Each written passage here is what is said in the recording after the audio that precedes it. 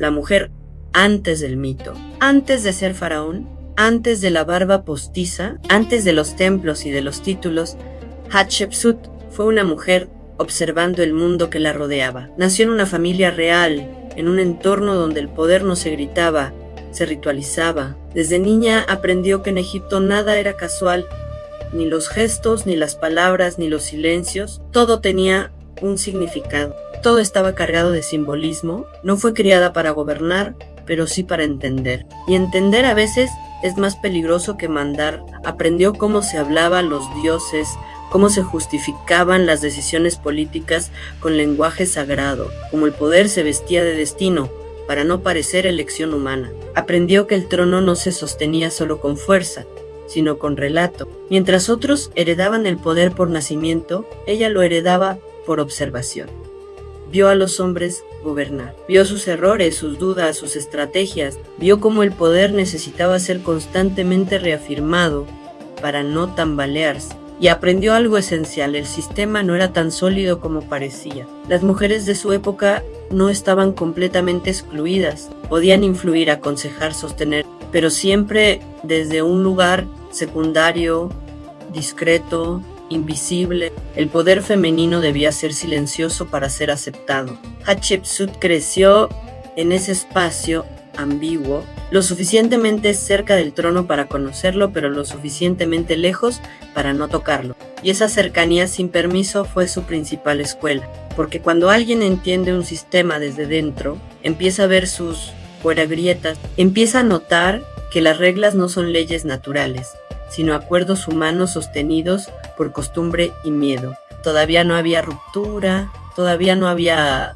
desafío, pero ya había conciencia, y una mujer consciente, incluso antes de actuar, ya es peligrosa para cualquier orden que se cree eterno. El sistema y sus límites. Para comprender por qué Hatshepsut fue tan incómoda, hay que detenerse en el sistema que la rodeaba. En el antiguo Egipto, el faraón no era simplemente un gobernante, era la garantía de que el mundo no se desmoronara. Era el punto de unión entre lo divino y lo humano. Su función no era solo política, era cósmica. El faraón mantenía el equilibrio del universo, y ese equilibrio tenía una forma concreta, masculina, no porque las mujeres fueran consideradas incapaces, sino porque el poder estaba narrado como masculino. El lenguaje, los símbolos, los rituales, todo estaba construido alrededor de esa idea. Las mujeres podían acercarse al poder, pero no encarnarlo. Podían sostenerlo, pero no representarlo. Podían cuidar el orden, pero no ser el orden. Ese era el límite invisible. No existía una ley que prohibiera explícitamente a una mujer gobernar como faraón. Existía algo más fuerte, la imposibilidad simbólica de imaginarlo. Y cuando algo no se puede imaginar, parece imposible. Hatshepsut entendió esto antes que nadie. Comprendió que el principal obstáculo no era la oposición directa, sino la costumbre. El peso de lo siempre ha sido así. El sistema no la rechazaba activamente, simplemente no tenía un lugar preparado para ella. Y cuando una persona no encaja en el molde, tiene dos opciones: adaptarse o redefinir el molde desde dentro. Hatshepsut observó cómo el poder se legitimaba, cómo se hablaba en nombre de los dioses, cómo la autoridad se construía a través de imágenes, palabras y gestos repetidos hasta parecer eternos. Y entonces entendió algo crucial: si el poder era un relato, podía reescribirse usando el mismo lenguaje. No se trataba de destruir el sistema, se trataba de habitarlo de una forma que nadie había previsto. Ese fue el momento en que la historia empezó a girar, no con una rebelión, no con un grito, sino con una comprensión profunda de cómo funciona realmente el poder. La decisión, la muerte del faraón, no trajo inmediatamente el caos, trajo algo más peligroso en una pausa.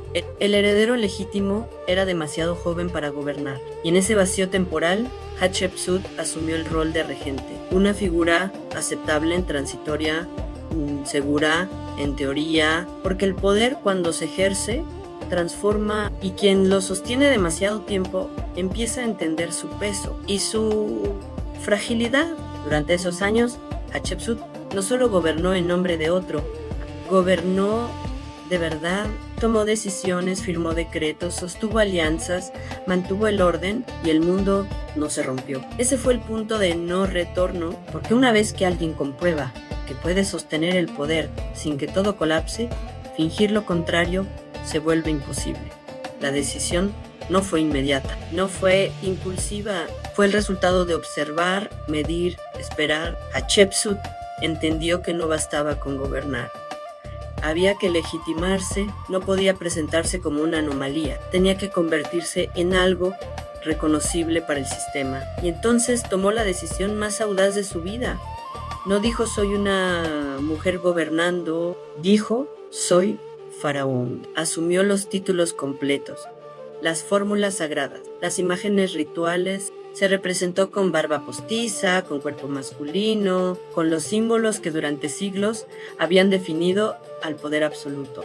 No fue una negación de sí misma, fue una estrategia. Hatshepsut no quiso cambiar el lenguaje del poder, quiso hablarlo con total fluidez.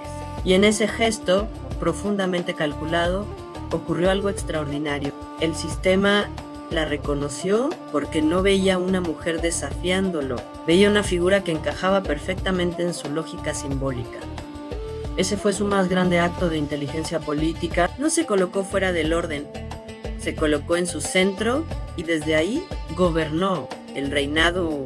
Una vez consolidado el poder, Hatshepsut hizo algo inesperado.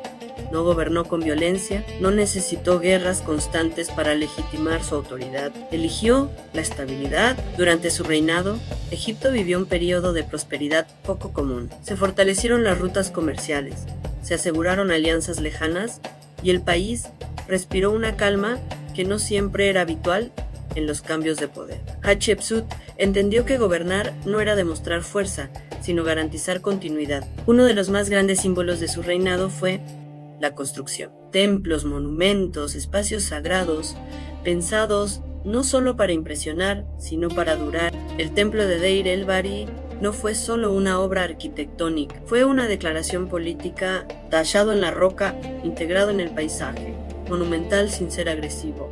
Hablaba de orden, equilibrio y permanencia. Era el reflejo exacto de su forma de gobernar. Hatshepsut no se presentó como una conquistadora, se presentó como garante del orden cósmico.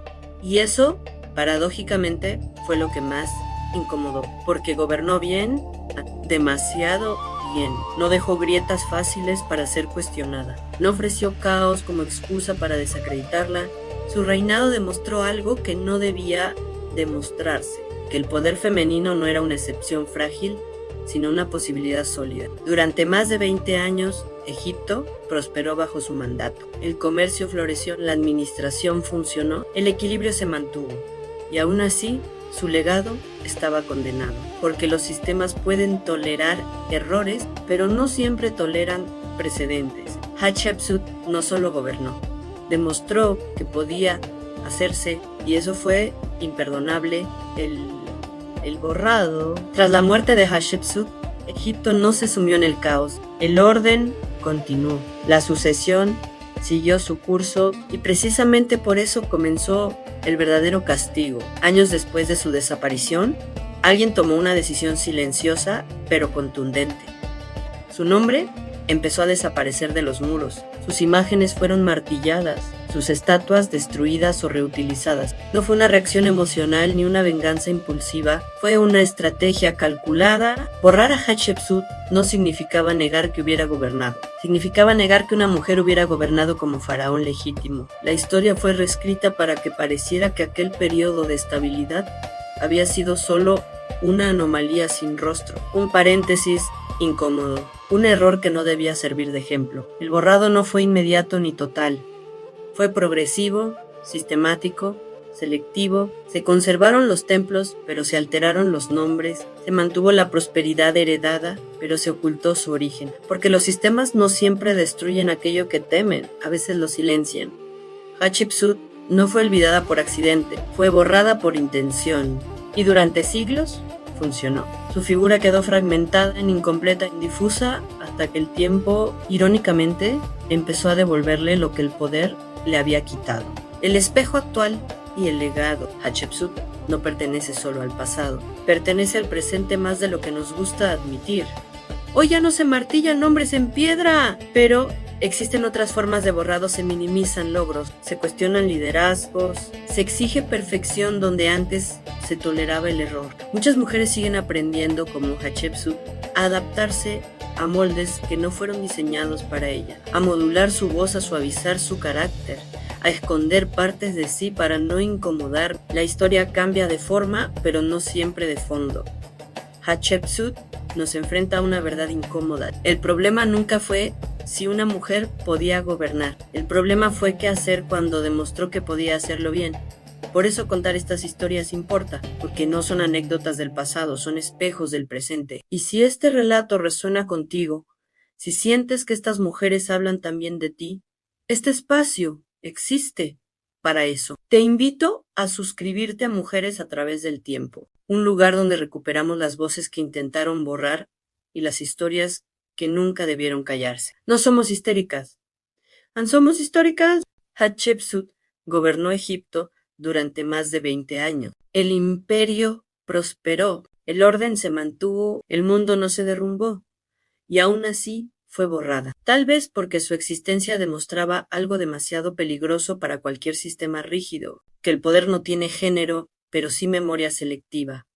Recordar a Hatshepsut hoy no es solo un acto histórico, es un acto de conciencia, porque mientras su historia siga contándose, el borrado nunca será completo.